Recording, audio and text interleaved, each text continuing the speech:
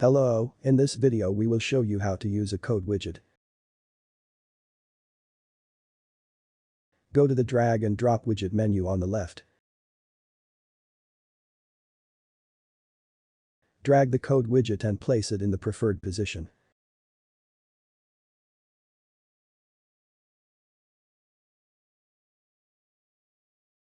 Click on the pencil icon to edit the widget.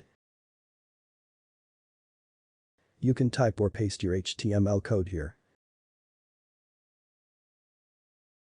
Paste the code into the area and click Done.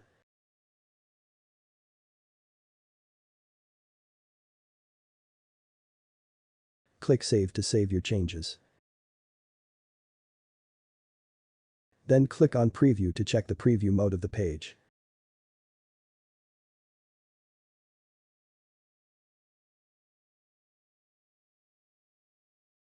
Now, let's change the code with another GIF.